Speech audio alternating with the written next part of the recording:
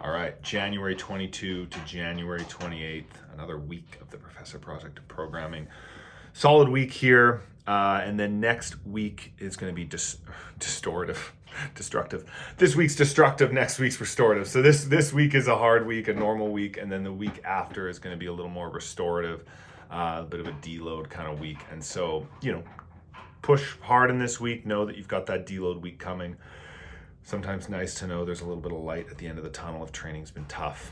The mantra this week is just putting quality deposits into the bank, right? So there's no need to set any crazy PRs or do anything wacky or, in any of these workouts to push yourself to the point of like you feel like you're going to puke. It's just about getting in some quality work, building a base foundation of strength, building a base foundation of fitness, and capacity with a lot of the zone 2 work we're doing, and knowing that those deposits you will reap those rewards later down the line. A lot of times in this sport there's a desire to just constantly be testing yourself and constantly be racing and I want to know what my muscle ups feel like when my grip has exploded, or I wonder if my burpees will hold up when my legs are really tired from doing a lot of thrusters, and I got to feel that burn. I got to feel that CrossFit burn every day and feel like if I'm not doing that, I'm not pushing myself to the absolute limit every day, I'm not making progress. Well, that's not true. So the first thing, as far as deposits in the bank as the mantra for the week, I want to talk about the tempo front squats. It's like the first thing you're doing if you're on the Essentials track or on the Fikowski track on Monday. And it's tempo, 2 seconds on the way down, 2-second hold in the bottom of the squat, and then fast up, quick breath at the top for a second, back down again for a triple. So those are super important to worry less about the weight, right? It's the first thing of the week. You don't need to be going for some crazy PR. What I want is quality, right? I want to keep those elbows up. I want to feel that tension in the upper back. I want to be keeping really solid inner abdominal pressure, really breathing into my obliques, breathing into my low back and my core, really expanding and then tightening up.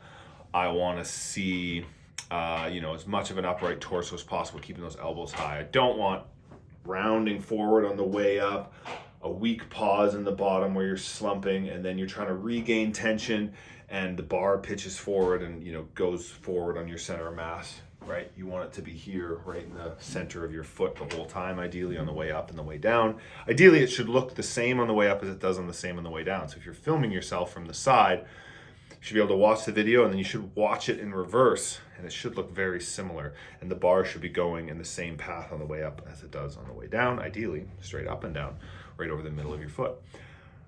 So really focus on that. Same with tempo deadlifts Thursday, but really focus on building those positions, because if you can work on those positions and hold those positions moving in slow motion with some load, hopefully a bit of load, a solid amount of load, but not like as much as if you didn't have to go at a tempo, that's going to strengthen all the muscles and the stability muscles, and it's going to ingrain that movement pattern. So when it is time to move fast and it is time to lift a little more weight, or you're doing a heavy squat clean, you're going to have that strength in your upper back. You're going to have that strength in your hamstrings, your quads, your glutes, all those muscles to hold that proper position. You're not going to be caving in.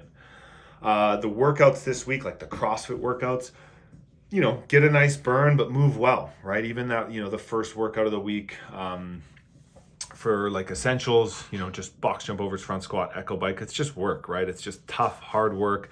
Legs are going to be screaming a bit, lungs will be screaming a bit, but make those front squats quality. With the box jump overs, practice solid technique, whether it's step down, whether it's rebounding. Obviously some videos on the Professor Project on some different styles of box jumps, and just practice those for quality. And then when you get on the bike, hit it hard.